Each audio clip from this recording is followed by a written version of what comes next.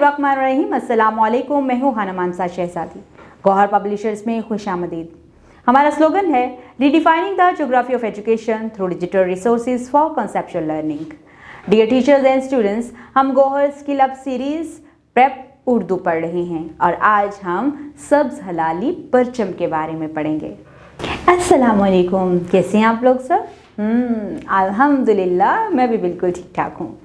आज हम एक बहुत ही प्यारी चीज़ के बारे में पढ़ रहे हैं। हम अपने परचम के बारे में पढ़ेंगे। हमारे परचम में कितने रंग हैं? 2 रंग हैं। कौन कौन सा? सब्ज, हरा रंग और सफ़ेद। आपको पता है हमारे परचम के ऊपर 2 बहुत ही खूबसूरत चीज़ें बनी हैं। वहाँ पर एक चांद बना है और एक तारा बना हुआ है। आपको पता है जब भी हम परचम को लहराते हैं तो हमें उसके एहतराम में खड़े होना चाहिए। और इसका एहतराम बहुत ज़रूरी है। जब हम लोग 14 अगस्त को छोटी छोटी झंडियाँ अपने घरों में लगाते हैं और तेज़ हवा की वजह से, बारिश की वजह से वो जब नीचे गिर जाती हैं तो हमें उनका भी एहतराम करना चाहिए। हमें पर्चियों को नीचे नहीं गिरने देना चाहिए और हमें उनका एहतराम करना चाहिए। हमें कहीं भी अपना परचम नज़र आ जाए, हमें उसका एहतराम करना चाहिए। अब हम पढ़ाई की तरफ चलते हैं। हलाली परचम। परचम है ये सब्ज हिलाली, सूरत है मन मोहने वाली। इससे सजा है पाकिस्तान, इससे है हम सब की शान। हमको है दिल जान से प्यारा, इस पर है जो चांद सितारा। इसके नाम से नाम हमारा, इसकी हिफाजत काम हमारा। परचम को ऊंचा लहराओ, शान वतन की और बढ़ाओ। तो हमें परचम का एहतराम करना चाहिए। अब हम थोड़ा सा रिकॉल करते हैं। परचम में कितने रंग हैं? 2 रंग हैं, हरा और सफ़ेद। परचम के ऊपर क्या बना है? सब्ज हिलाली परचम इसे क्यों कहते हैं? क्योंकि यहाँ पर चांद बना हुआ है, चांद और सितारा, जो बहुत ही खूबसूरत है। और हमेशा हमें अपने परचम को ऊंचा लहराना चाहिए और अपने वतन से प्यार करना चाहिए। डियर टीचर्स, इस पेज के लास्ट पे आप लोगों के लिए इंस्ट्रक्शंस दी गई हैं। बच्चों को नज़म तरन्नम से पढ़कर सुनाएं। बच्चों को बताएं कि पाकिस्तान के परचम में 2 रंग हैं, सब्ज और सफ़ेद। बच्चों को कहें कि वो अपने इर्द गिर्द या जमात में दूसरी ज़ुबानें बोलने वाले बच्चों की सलाहियतों को पहचानें और इनसे दोस्ती करें। हमें हर एक बच्चे के साथ मिलजुल कर रहना चाहिए। जो भी पाकिस्तान में रहते हैं वो सारे हमारे बहन भाई हैं और हमें उनके साथ बहुत ही मोहब्बत से रहना चाहिए। बच्चों को बताएं कि पाकिस्तानी परचम ज़मीन पर नहीं गिरना चाहिए। अगर झंडियाँ लगाएं तो इनको ज़मीन पर गिरने से बचाएं। अस्सलामुअलैकुम, कैसे हैं आप लोग सब? अल्हम्दुलिल्लाह, मैं भी बिल्कुल ठीक ठाक हूँ। आज हम एक बहुत ही दिलचस्प चीज़ सीखने जा रहे हैं। आप सब बच्चे अपनी अपनी किताबें खोलें। हमने उर्दू की किताब खोल ली और यहाँ पर मैं आपको कुछ चीज़ें बताऊँगी।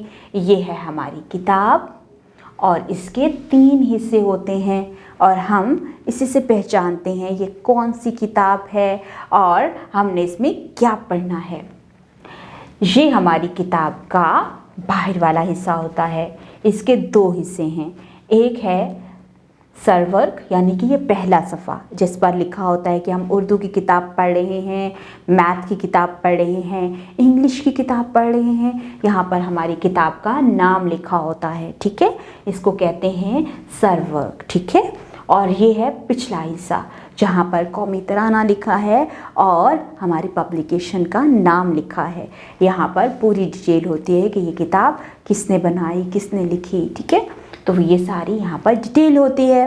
ये है हमारी किताब का बाहर वाले दोनों पेज, जिसमें सरवर्क है और पिछला हिस्सा है।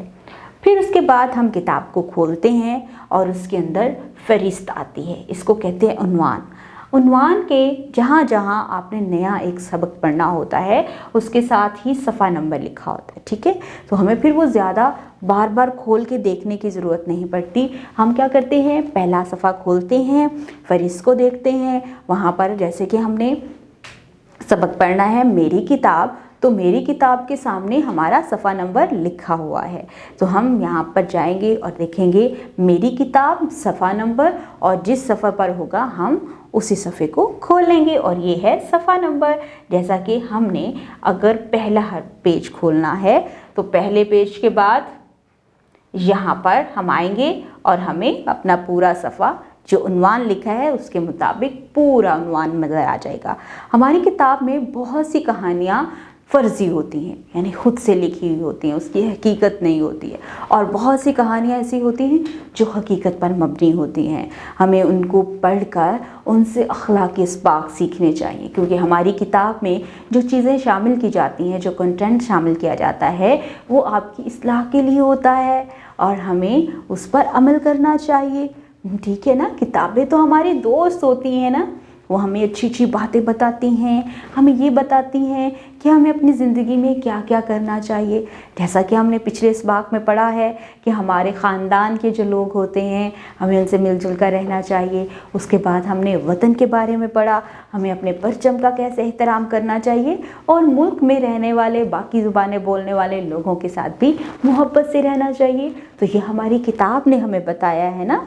तो हमें किताब के मुख्तलिफ़ हिस्सों के बारे में, किताब में मौजूद जो कंटेंट है उसके बारे में हमें पता होना चाहिए कि कौन सी चीज़ें जो हैं वो हमारे लिए बहुत ज़रूरी हैं और हमें उन पर किस तरह से अमल करना चाहिए। तो अब हम एक प्रैक्टिस करते हैं। आप फ़रिश्त वाला पेज खोलें, ठीक है, और उसमें से देखें कि मेरी किताब कहाँ लिखा है। मेरी किताब, तो मेरी किताब का जो सामने वाला हिस्सा होगा उसके ऊपर सफ़ा नंबर लिखा होगा, आपने उसको देखना है और फिर हम यहाँ पर जाके सफ़ा देखेंगे, वही सफ़ा लिखा है ना। तो इस तरह से हमें बहुत आसानी से अपने उन्वान तक पहुँचने का मौका मिलता है। अब हम हरूफ़ तहज्जी पढ़ेंगे। अलिफ, अलिफ मद्दा, बे, पे, ते, टे, से, जीम, चे, खे, खे, दाल, डाल, जाल, रे, रे, जे, ये, सीन, शीन, स्वाद, द्वाद, तोए, जोए, आइन, गाइन, फे, काफ, क्याफ, गाफ, लाम, मीम, नून, वाव, हे, हमज़ा और छोटी ये, बड़ी ये, भारी आवाज़ों वाले हरूफ।